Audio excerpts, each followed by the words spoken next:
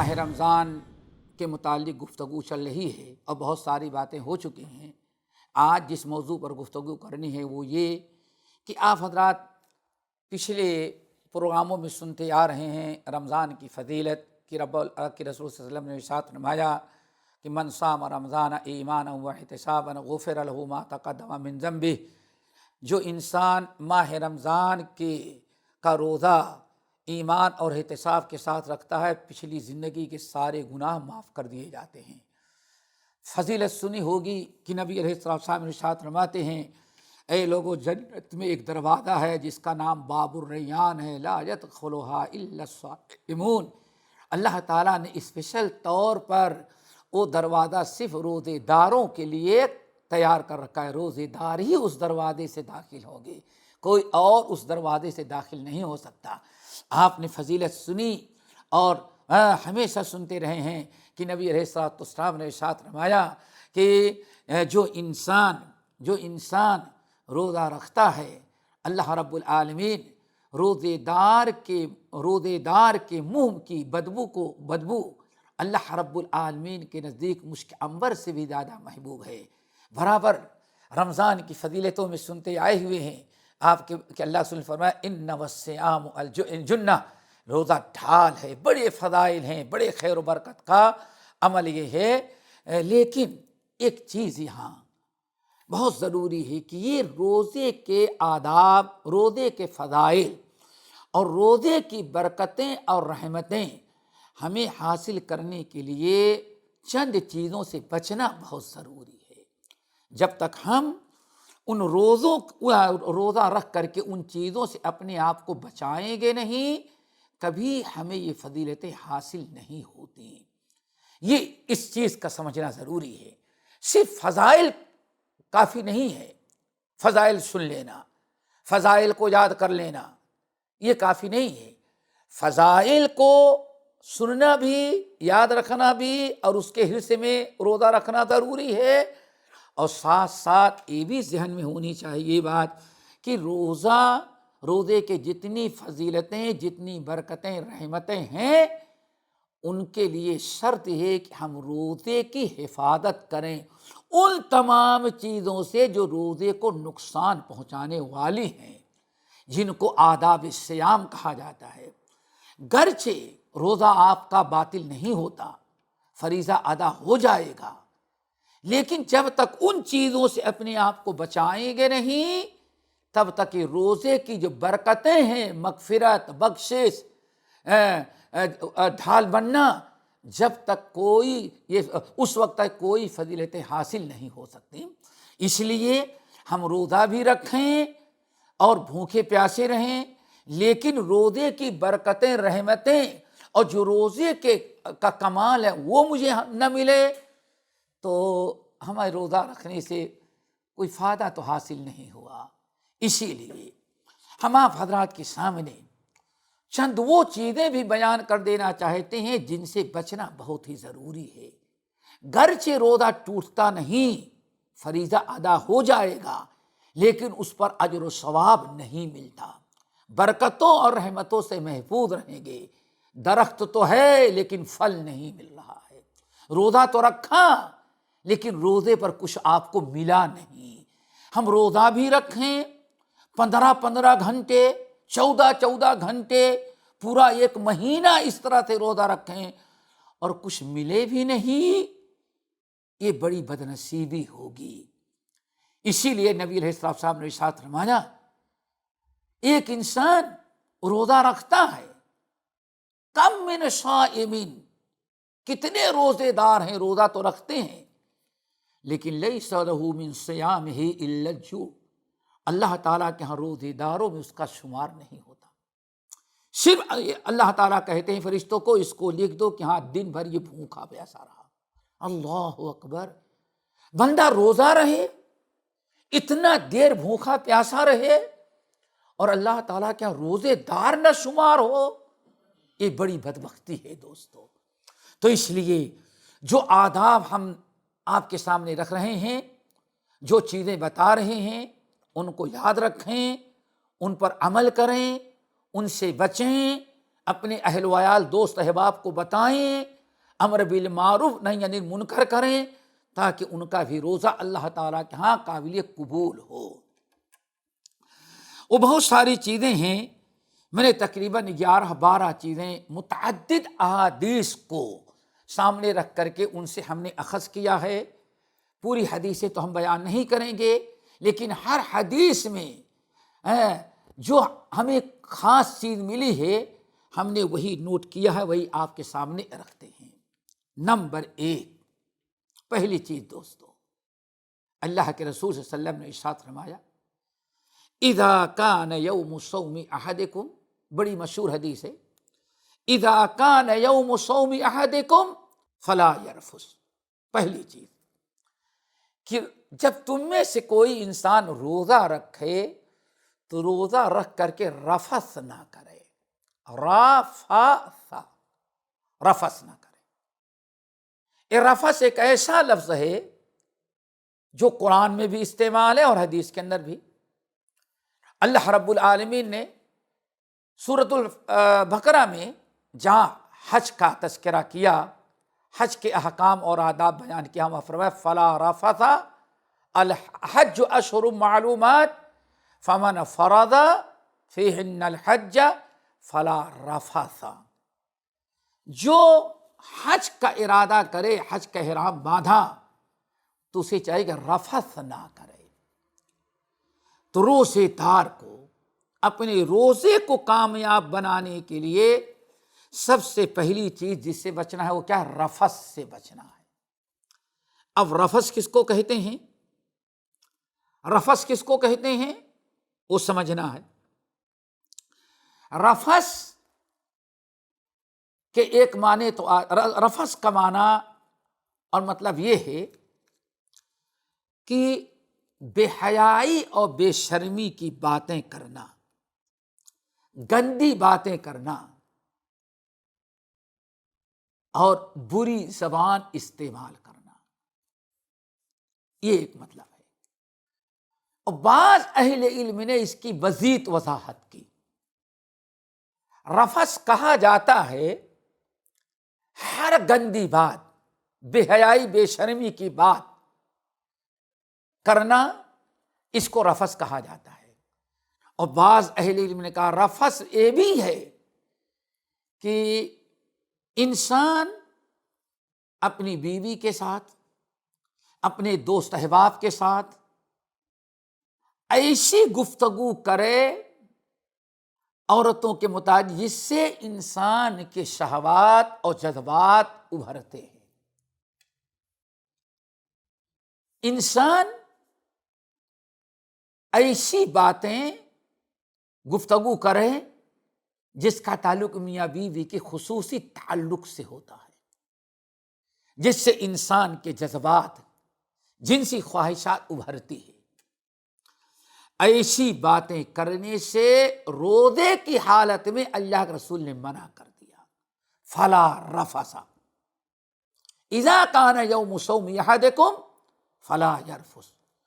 روزے کی حالت میں تم میں سے کوئی انسان رفث نہ کرے، اپنی بیوی کے ساتھ، دوست احباب کے ساتھ، ہر وہ بات جو انسان کے جنسی جذبات کو اور شہوت کو ابھارنے والی ہو، روزے کی حالت میں ایسی بات کرنا جائز نہیں ہے۔ اگر ایسا کرے گا تو روزے کے اجر و ثواب سے محروم ہو جائے گا، روزے کی مقبولیت سے انسان محروم کر دیا گیا۔ اب یہاں ایک چیز اور سمجھنی ہے۔ رفث کا مطلب آپ نے سمجھا ایسی گفتگو جس سے انسان کے جنسی خواہشات بیدار ہوتے، ابھرتے ہیں۔ تو ایک چیز یاد رکھیے گا، جس طرح سے ایسی باتیں، کچھ باتیں ہوتی ہیں جن سے انسان کے جذبات بھڑکتے ہیں، ایسے ہی کچھ چیزیں ایسی ہوتی ہیں بات تو نہیں کرنی پڑتی لیکن دیکھنے سے تعلق رکھتی ہیں، وہ بھی رفث ہے۔ روزے کی حالت میں ہر ایسی چیز دیکھنا جس سے انسان کے جنسی جذبات ابھرتے ہوں، جنسی خواہشات بیدار ہوتی ہوں، ایسی چیزوں کا دیکھنا بھی روزے کے آداب کے خلاف ہے۔ روزے کو خراب کر دینے والی چیز، اجر و ثواب اور روزے کی برکت سے محروم کر دینے والی چیز ہے۔ اس میں ہر قسم کی گندی فلمیں، گندی تصویریں، بے شرمی کے مناظر، غیر محرم عورتوں کو دیکھنا، یہ ساری برائیاں اس میں آ گئیں فلا رفث میں۔ اسی طرح سے کچھ چیزیں ایسی ہوتی ہیں جن کا تعلق دیکھنے سے تو نہیں، بات زبان سے تو نہیں تعلق ہے، لیکن کان سے تعلق ہے۔ انسان ایسی چیزیں سنے، ایسے گانے، ایسے نغمے، ایسے کہاوتیں جس سے انسان کے جذبات ابھرتے ہوں، جنسی جذبات انسان کے بیدار ہوتے ہوں، ایسی چیزوں کا سننا بھی اس حدیث، اس وعید میں شامل ہے۔ فلا یرفث میں وہ بھی شامل ہے۔ تو حاصل کلام یہ کہ ہر ایسی بات کرنا، ہر ایسی حرکت کرنا، چوتھی چیز اور ہے کہ انسان اپنے ہاتھوں سے کوئی ایسی حرکت کرے جس سے انسان کے جذبات ابھریں، اپنے قدموں سے ایسی جگہ جائے جہاں سے جنسی جذبات ابھریں، یہ ساری چیزیں رفث میں شامل ہیں۔ ان تمام چیزوں کو رفث کہا جاتا ہے، اور روزے کی حالت میں ان تمام چیزوں سے بچنا نہایت ضروری ہے۔ اذا کان یوم صوم احدکم فلا یرفث، اور رفث نہ کرے۔ تو روزہ رکھ کر کے اپنے آپ کو ان چیزوں سے آپ بچائیں، ان تمام چیزوں سے، چاہے اس کا تعلق دیکھنے سے ہو، کہنے سے ہو، سننے سے ہو، پکڑنے سے ہو، چل کر کے جانے سے ہو، ہر چیز سے اپنے آپ کو بچائیں تاکہ آپ کا روزہ محفوظ رہے۔ نمبر 2، جس چیز سے انسان کو روزے میں بچنا بہت ضروری ہے، ہر حال میں بچنا ضروری ہے، لیکن روزے کی حالت میں بچنا بہت ضروری ہے۔ کیوں؟ یہ ساری چیزیں روزے کے علاوہ بھی اگر آپ کریں گے تو وہاں بھی ناجائز ہیں، لیکن وہاں صرف ایک گناہ ملے گا ان کے دیکھنے کا، اور اگر رمضان میں کریں گے تو دیکھنے کا بھی گناہ ملے گا اور روزہ برباد ہو جائے گا، وہ بھی نقصان اور خسارہ دو نقصان ہوں گے۔ اس لیے خاص طور سے روزے کی حالت میں اللہ رسول نے منع کیا۔ نمبر 2، ولا یسخب، چیخنا چلانا، اللہ اکبر، چیخنا چلانا، شور مچانا، یہ بھی روزے کی حالت میں خصوصیت کے ساتھ اللہ کے رسول نے منع فرمایا کہ جب تم روزہ رکھتے ہو تو ولا یسخب، چیخو چلاؤ نہیں، شور نہیں مچاؤ۔ اللہ اکبر۔ اللہ تعالیٰ نے اس کو بھی روزے کی بربادی اور اجر و ثواب کو مٹا دینے والا، ختم کر دینے والا عمل بتایا ہے۔ یہ روزہ ایک نیک عمل آپ کر رہے ہیں، ذرا سوچئے، آپ غور کریں، آپ نے سحر سے لے کر کے غروب آفتاب تک جو آپ نے روزہ رکھا، یہ عبادت ہے۔ جب تک آپ روزہ افطار نہیں کریں گے، اللہ رب العالمین کی ایک بہترین عبادت میں ہے، ایسی عبادت جو جہنم سے آزاد کرانے والی، ایسی عبادت جو جنت میں داخل کرنے والی، ایسی عبادت جو اللہ رب العالمین کے قریب پہنچانے والی ہے۔ اس اتنی بہترین اور بڑی عبادت میں آپ ہیں ضرورت کے لیے اللہ تعالیٰ نے اس عبادت میں چلنا پھرنا بات کرنا جائز قرار دیا ہے، لیکن اگر عبادت کی حالت میں آپ ولا یسخب چیخیں گے چلائیں گے تو عبادت کے منافی ہے، عبادت کی توہین ہے، عبادت کی انسلٹ آپ کر رہے ہیں، عبادت کی بے ادبی کر رہے ہیں۔ صرف یہی ایک نقطہ آپ سمجھیں کہ روزے دار جب سے روزہ شروع ہوتا ہے سحر سے لے کر کے غروب آفتاب جب تک روزے میں ہے وہ اللہ کی عبادت میں ہے۔ ضرورت کے تحت تو اللہ نے ہمیں بہت ساری چیزیں جائز قرار دی ہیں جس کے بغیر کوئی چارہ نہیں، لیکن فضولیات سے منع کیا ہے کیونکہ عبادت کے منافی ہے۔ ہم عبادت میں ہیں، عبادت میں رہ کر کے شور مچانا، چیخنا، چلانا، مذاق کرنا، ہنسنا، کھلکھلانا، یہ بہت ساری چیزیں جو فضول کے ہم کرتے ہیں، یہ شرافت کے خلاف ہے، اخلاق کے خلاف ہے۔ جو چیز شرافت کے اور اخلاق کے خلاف ہوگی وہ تو عبادت الہی کے ضرور خلاف ہوگی۔ غور کیا بھی کتنی اہم بات۔ اور شرافت عبادت کے خلاف کیسے ہے؟ اللہ اکبر۔ حضرت لقمان حکیم نے اپنے بیٹے کو نصیحت کرتے ہوئے فرمایا تھا، بیٹے وغضض من صوتک، بیٹے تم چیخنا چلانا نہیں، شور نہیں کرنا۔ کتنے بڑے اخلاق کی تعلیم، اور چیخنا چلانا اخلاق کے کتنا بڑا اخلاق کے کتنا خلاف، اخلاق حسنہ کے کتنے بڑے منافی ہے، وہ ہم سمجھانا چاہتے ہیں۔ وغضض من صوتک، پیارے بیٹے لقمان کہتے ہیں وغضض من صوتک، اپنی آواز کو پست رکھنا۔ کیوں؟ ان انکر الاصوات لصوت الحمیر، کیونکہ سب سے بدترین آواز گدھے کی ہوتی، گدھا بڑا چلاتا ہے۔ لقمان حکیم کی یہ نصیحت اخلاق کی، چیخنا چلانا بد اخلاقی، یہ اتنی بہترین نصیحت تھی لقمان حکیم نے جو اپنے باپ کو، اپنے بیٹے کو کیا تھا۔ اللہ نے قرآن پاک میں اس کو جگہ دی سورہ لقمان کے اندر، اور اللہ نے اس لیے دیا کہ ہمارے اندر بھی وہ بری عادت نہیں ہو چیخنے چلانے کی، شور مچانا، ہنگامہ کرنا۔ نبی علیہ الصلاۃ والسلام کے متعلق حضرت عائشہ، حضرت ابو ہریرہ رضی اللہ تعالی عنہم اجمعین نے جو بڑی